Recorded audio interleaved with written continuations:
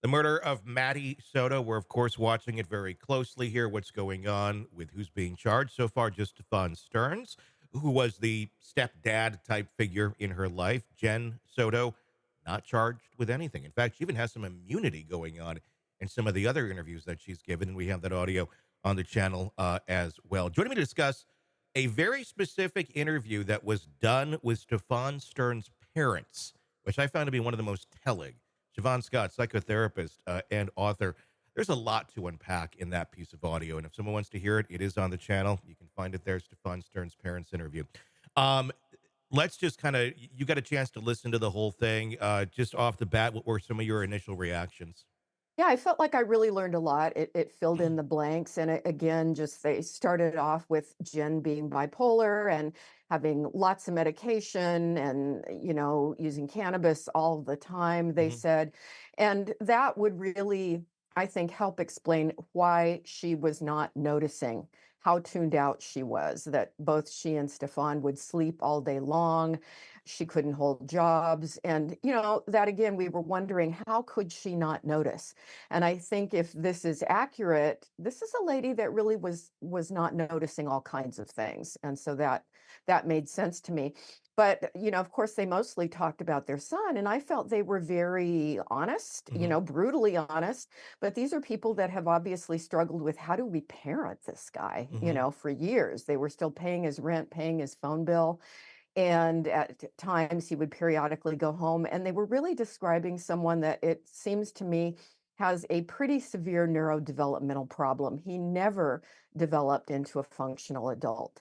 And I think we could say that it's very likely that being run over by a truck twice when he was 8 years old, the truck ran over him and then backed up. And the mother said it hit his head and ran over his head the second time. I think this left some damage, and that would account for all the different things they talked about. Whenever his lips are moving, he was lying, and it made me think of someone who, because he never developed functionally, he made his way through life with manipulation. Mhm. And I think he chose a relationship with Jen for a variety of reasons, but probably near the top of the list was he was attracted to Maddie. And by picking a vulnerable woman, that gave him access to her daughter.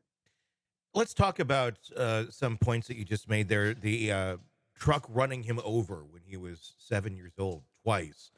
I mean, now that we know the rest of the story, it's a shame it just didn't finish the job. Then Maddie wouldn't have been dead or been abused for all those years. But when someone has some sort of trauma like that happen to them, does it stunt their growth? Does it stunt them mentally and keep them essentially at a 7-year-old level? I mean, explain that a little bit more to me. How that can have a big impact on neurodevelopment. It sure can. And it's again, like all things with the brain, you can never really predict when someone has a traumatic brain injury. How is this going to impact them? But we do know that people in prison, if you do their life history, a huge percentage of them have had a traumatic brain injury. And it increases impulsiveness, it increases poor judgment, it can affect IQ. And I think in his case, it affected all of the above. Now, that doesn't mean he's psychotic. He still knew right from wrong. He knew how to attempt to cover his tracks. But even going back into childhood, he was always in special ed classes. And if he had not been run over by a truck, he might have had a better life. Yeah. Does it affect someone's sexual desires? If you're stunted at 7, are you still thinking like a 7-year-old in terms of that? Where when you're 7 and whatever first grade, whatever that is, like, oh, she's pretty or he's cute, whatever. You know how little kids are, little crushes here and there.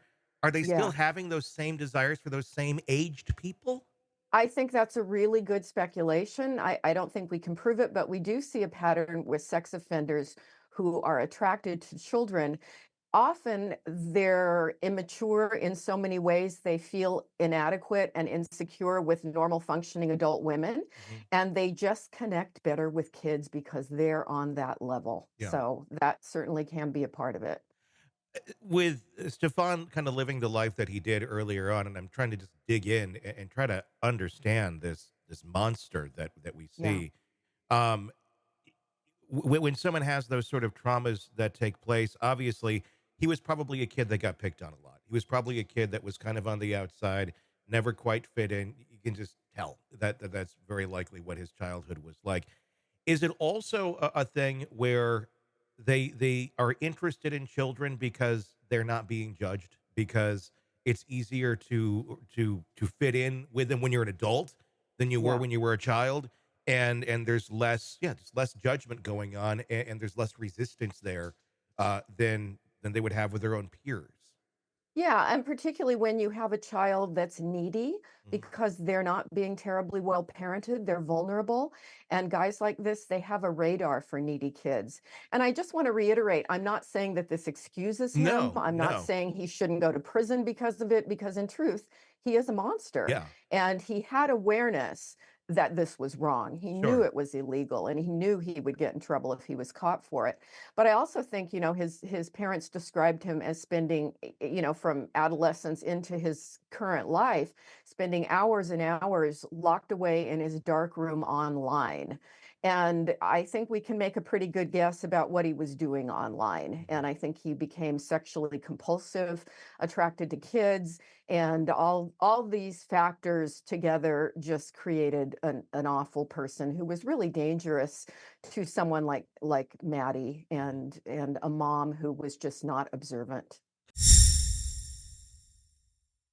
Hey, thanks for checking out the video. Be sure to follow us wherever you download podcasts, and especially Apple Podcasts, where you can get advanced episode and premium content on our premium channel right there. Also, be sure to follow us on social media so you don't miss any breaking updates on the stories that matter to you most. We're on TikTok, X, Instagram, Facebook. Just search Hidden Killers Podcast with Tony Brueski, and you'll find us right there. Again, thanks for watching.